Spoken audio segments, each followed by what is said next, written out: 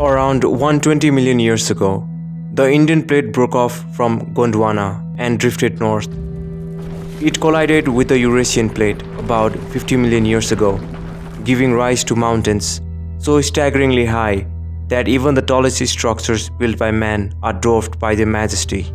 This played a crucial role in shaping India's climate and influencing great rivers like the Indus and Ganges, which created fertile plains that supported early civilization. India's geography played a crucial role in its history of conquest. The northwest, with key entry points like the Khyber and Bolan routes, served as major gateways for invaders entering the Indian subcontinent. One of the earliest recorded foreign conquests was by Darius I of Persia in the late 6th century BCE. His annexation of northwestern India marked the first time the region came under the rule of a foreign empire, setting the stage for future invasion and cultural exchanges.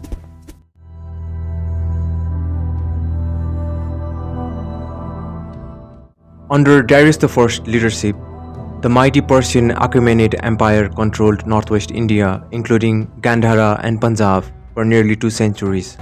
The region of Gandhara and Punjab served as a crucial gateway between Central Asia and the Indian subcontinent, forming a vital lifeline for the Persian Empire. Gandhara, along with the Oxus region, operated as a crossroads of trade routes, linking Persia, India, and China through the ancient network of trade routes known as the Silk Road. Controlling these regions meant dominance over the flow of goods and ideas between the East and West.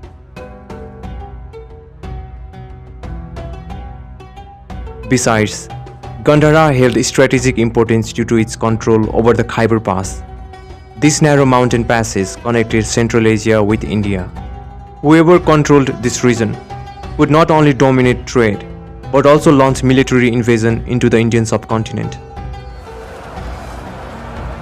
Alexander the Great, who had already been at war with the Persian Empire for at least 4 years, sought an expansion and revenge for Persia's past invasion of Greece and the burning of Athens over 150 years earlier. Many Greeks viewed Persia as an enemy of Greek freedom, and by the time of Darius III, the Persian Empire was already in decline. Seizing this moment, Alexander saw an opportunity to strike while Persian Empire was weak. His strategic brilliance was on full display at the Battle of Gaugamela, where he achieved a decisive victory despite facing a Persian army 3 times the size of his own. Next, he arrived in Persepolis, the ceremonial capital of Persia, and burned the royal palace, quite literally reducing the remnants of Persian dominance to ashes. Meanwhile, Darius III, once the ruler of a vast empire, found himself running for his life, but was later betrayed and killed by his own governor, Bessus. The defeat of Darius III marked the end of Persian control over the northwest India. In consequence, Bessus briefly declared himself the new Persian king, but fate had a different plan for him. He was eventually captured and executed by Alexander. He was subjected to a brutal form of execution. According to some historical accounts, Bessus was mutilated. His nose and ears were cut off, a traditional Persian punishment for rebels. After this humiliation, he was either crucified or impaled, method reserved for the most severe crimes, serving as a stark warning to others who might consider betrayal. With Persia fully annexed, Alexander officially became the king of Persia. After securing control, he turned his attention towards India. 4 years after his campaign in Persia, Alexander crossed the Hindu Kush mountains and entered the northwest region of the Indian subcontinent. There, he faced King Porus of the Paurava kingdom, who commanded a formidable army of nearly 30,000 infantry, 4,000 cavalry, 200 war elephants, and 300 chariots. Although both armies were nearly evenly matched in numbers, the Macedonians had significant experience and tactical advantage. The Macedonian army was renowned for its discipline, highly trained armies, and innovative combined armed tactics. At the core of their strategy was the Macedonian phalanx, a tightly packed rectangular formation of soldiers, armed with 22-foot-long spears called chariots, which made it nearly impossible to break from the front. Supporting the phalanx was the companion cavalry, led by Alexander himself. They were the knights of the ancient world, equipped with a 13-foot-long spear called a giston, capable of delivering powerful thrusting attacks.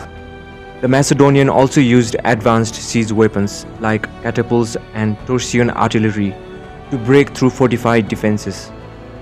It was one of the most effective military forces in ancient history. However, there was a significant problem. The Hydaspes River, now called Jhelum River, ran between Alexander and King Porus' army, acting as a natural barrier. When Alexander and his army entered India, they encountered a very different climate. The Indian subcontinent, particularly the Indus Valley, was extremely hot and humid. However, the major challenge came from the monsoon. The monsoon season typically arrives in early June, starting from the southern state of Kerala and gradually advancing northward. Alexander wisely chose to fight before the arrival of the monsoon. In the month of May, the Hydaspes River was still manageable for crossing, as the monsoon rains had not yet led to flooding. However, by the time of the battle, the river was beginning to flood due to the early effects of the monsoon, making it nearly impossible for Alexander's army to cross without being noticed. Alexander knew that a direct attack across the river would be risky and costly.